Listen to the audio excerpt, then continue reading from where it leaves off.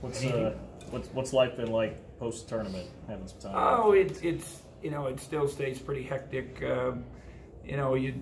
Obviously you got the Final Four, which is our coaches convention, the meetings there, and we've continued to be involved in recruiting as many days as you can go out, and then just this week we started workouts again and get the guys going with that, and got about a 4-week window with that, and then we got probably 3 weeks left of recruiting, and we'll it doesn't slow down, to be honest. It would be nice to get a couple days, but hopefully in May we'll have a little bit of time. Just wondering, having watched Texas Tech go on the run they did after tying them in the Big 12 standings, what was your reaction to that, and does it give you confidence that maybe you guys can do the same thing? Well, obviously you're happy for them and Chris Beard, and you kind of, I guess, proud that you tied them for the championship. You beat them the last time we played. The other game was very close there.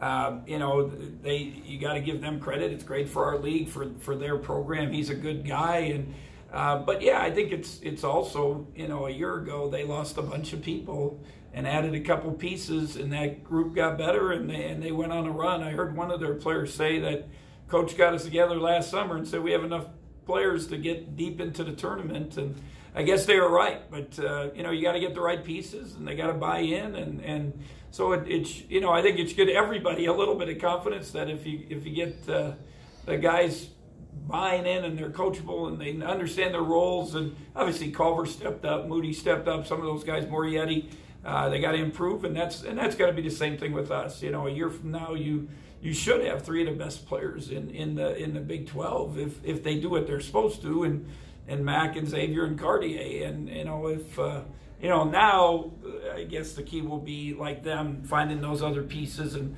guys stepping up and taking their games to another level. You mentioned recruiting earlier. With the grad transfer thing now and dozens to hundreds of kids all of a sudden being recruitable again, how much has that changed this part of the year for you guys? Oh, it's changed a lot. I mean, I called a good friend who, is losing a guy, and it's a really good player, and his first thing he said was cuss words to me, and I said, well, thank you, and I said, I'm sorry. It's just it sucks. It sucks for, especially whether it's mid-major, high majors. I mean, kids are leaving high majors to go other places, and so it's part of the world. You got to change. You got to deal with it. I don't like it, but it's part of our game, and you got to deal with it. And our coaches every day, who's on the ticker, who's on the wire, who's added on there, and does it make any sense for us?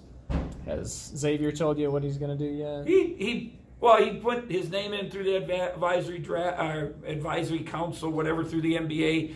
You get an evaluation, and then you make a decision, put your name in. I'm sure he will, trying to get some workouts. I think that's the biggest thing for him is, a lot like Barry. I thought Barry handled it well last year.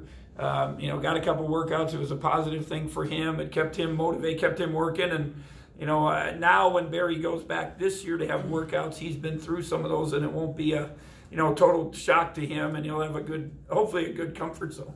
You mentioned maybe having 3 of the better players in the league, probably in Cardi and X and Mac. Is that a good sign for the program that, you're not resetting, you're not losing 6 seniors, still have 3 yeah, I mean, it's we're going to miss, Barry, Dean, and Cam. There's no doubt.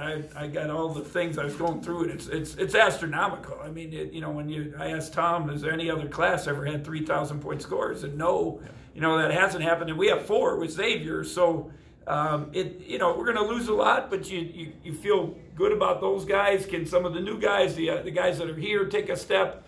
They all, they had a taste of it, good and the bad, and, now what did they do with it? We had, a good week of workouts this week. Actually, there's just a couple guys that even took time off. We couldn't be with them for 2 weeks, but, a lot of the main guys, they were in the gym on Monday, working out, and they were, doing what they need to do. And that's, I hope that's part of the culture. And I think Texas Tech, when you talk about them, they have great culture, great leadership. And that's so important to continuing to the next year. Good news left. Are you still having conversations as far as anybody else at this point? Yeah, there's always conversations, and I talked to a good friend today, and he had his meetings a couple of weeks ago, like everyone, and all of a sudden somebody popped in today and said, I think I'm going to go look at another place. I think it's it is what it is. So we just kind of keep address, anticipating that something could happen. And, you're always looking at kids, and then junior recruiting starts too very quickly. So we got AAU the last weekend of April, and then you got to try to get kids on campus. With Good News, was that something we've been talking to you a lot about that, or is it kind of like you just kind I of? think it just kind of he just felt like it was, he didn't realize maybe how tough a level it was, and he wanted to play, immediate, sooner than later, and just felt it was the right situation for him. Ideally, what would you like to add? Moving forward with this I think if we can get obviously whatever position, somebody can make some baskets. I mean, you're losing a lot of points. I feel good about the freshmen coming in, all three of them. They had great years. But they can. How many points can they bring to the table? And then, Carty's got to. I told Carty he's got to be like Culver. Culver was really, he was good a year ago, and then he took his game to a whole other level. Same thing. Xavier's got to take it. He'll be the focal point. Mac has showed some signs. Now can he be consistent? Double-double, 14-12 last game, most minutes played. Can he do that consistently? So those guys got to do that, but it would be nice to add somebody can score. Kind of a follow-up to that, with Good News, the spot opening up, do you think, are you guys already wanting to target a transfer or a JUCO guy? We've been talking to grad transfers, talking to high school kids, a lot of, jobs change every day. It seems like, no group, when a job changes, the kids there, the kids coming to those programs, they all get releases. So, like I said, I don't like it. I don't like that part of the business, but it is what it is. And if you don't, obviously it was a great benefit to Texas Tech, to add those two older guys, stay old, and those guys were successful. Now, I think you guys, there's probably data out there, a lot of the grad transfers haven't been successful, but you just hope you pick the right ones. I noticed that Chester's contract is up to the end of the month. What's the process of renewing it with him and any of your assistants really? Oh, everybody's. My contract, well, I guess it's not. My year, whatever they call it, you got a year contract you always sign, but everyone's is up at the end of the, I don't know if it's whenever they started, when we signed the rate. So every year it's a new process. They get signed a letter that they accept the new one. I've talked to Gene a little bit about, last year they got pretty good bumps, and, the coaches did. And, I'd anticipate probably a little more of that for them this year. But, we'll see. We're just kind of waiting and see what, I haven't been here, and Gene was at the Final Four. I sat with him at a luncheon, the champion luncheon, and we have had some conversation. And hopefully here the next stretch he'll, come up with some ideas about what we can do to continue to make the program better.